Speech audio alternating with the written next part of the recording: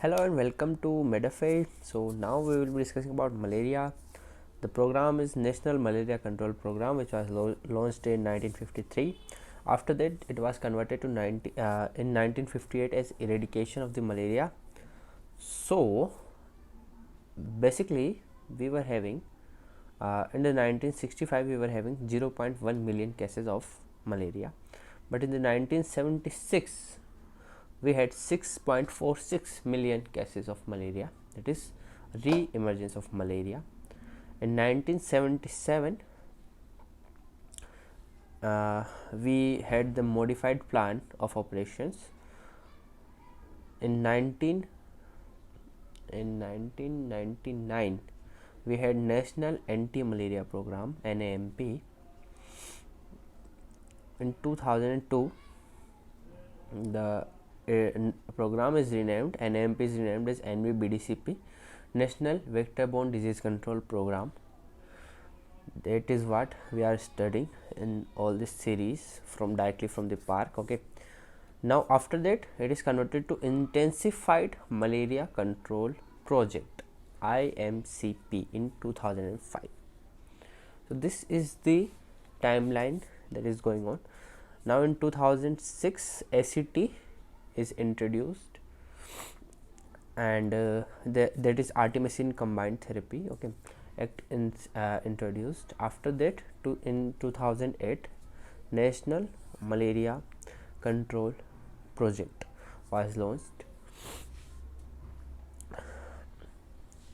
In 2016 we had the National Framework for Malaria Elimination that we will be studying in the subsequent videos. And in the 2017 National Strategic Plan for Malaria Elimination is introduced. So this was the timeline for the malaria programs. Okay, now comes the main activities of the program, and first we will be writing the main activities, and then we will try to sum up and remember all the activities. So first activity is formulating policies and guidelines. Second one, technical guidance. Don't take tension, I will make you remember all these things. Third one is planning. Fourth is logistics. The fifth is monitoring and evaluation. Sixth is coordination of activities. So we are coordinating activities, but on the coordinate with whom? Coordinate with state and union territories and national organizations. Now what are the national organizations?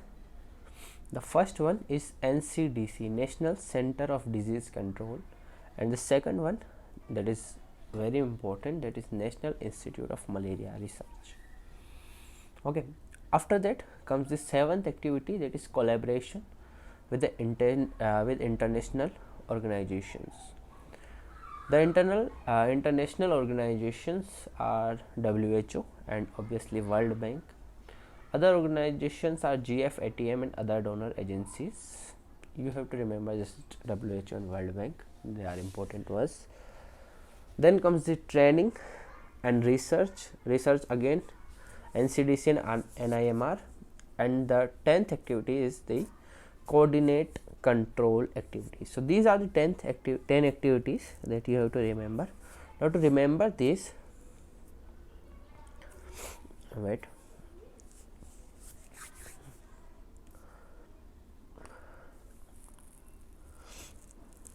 now to make any program, what should be done? Okay, to make any program, let's cook veggies. Okay, let's cook some food. So first thing you will need to cook the food is to check what vegetables are to be cooked. Okay, the second thing is asking family members what they will eat. Okay, the family coordination is actually important. The third one is the plan to cook, what you have to cook, you have to plan. Fourth is all the things that are necessary like oil, appliances, gather them on a table or something in your kitchen. The fifth thing is the checking if anything is remaining in your appliances and oil, etc. The sixth thing is tell different family members to do different things, like cut onions, cut different vegetables, and all these things. Okay, you don't need to work, you just need to order the family members. Okay, so we are giving the instructions. Now the seventh thing is collab with neighbors. Okay, neighborhood collaboration is important, you have to collab with neighbors. Eighth is train the little ones how to cook, because if you train them, they will cook for you. Okay. Ninth one is the research on new recipes, and 10th one is the control all activities by sitting on a chair and while they do work. Okay, let's relate these 10 steps of cooking with our 10 activities. So what veggies are to be cooked can be related to our first thing, that is formulating policies and guidelines. Okay, technical guidance is asking family members what to eat, then planning food, logistics, oil, and our other things. Okay, then coordination is coordinating with the family members about the food. Collaborating with neighbors. Training the little ones. Then research new recipes, and then coordinate and control activities. Okay, I hope this made it easy to remember all these things. You can put all these things in any program if they ask about the main activities, because these are like universal things. Okay, now comes the organization. So there are 19 regional offices for health and family welfare that comes under the Ministry of Health and Family Welfare, and also the Directorate General of Health Services, and they are situated in 19 different states. Okay, now planning of all these programs is of malaria programs is done by state government via the vector-borne disease control division, which comes under the Department of Health and Family Welfare of that particular state.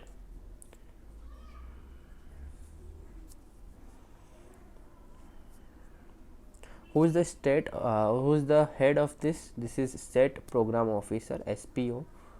Who is the head of the Directorate of Health and Family Welfare of the state.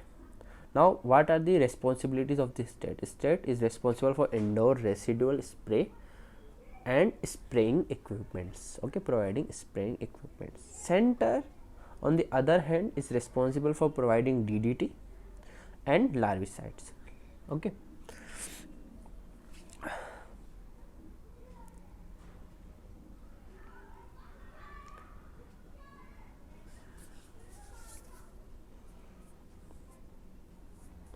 Up at on the division level, there is zonal officer. So divisional and zonal. Okay, you can relate. So at the division level, there is zonal officer. The zonal officer is the technical and administrative capabilities. So technical and administrative capabilities is on zonal officer, but there is one person who is supervising the zonal officer, who is the senior divisional officer. Okay, or we can say SDO. At district level, there is CMO, Chief Medical Officer, or DHO, District Health Officer. Okay, what are the responsibilities of this CMO and DHO?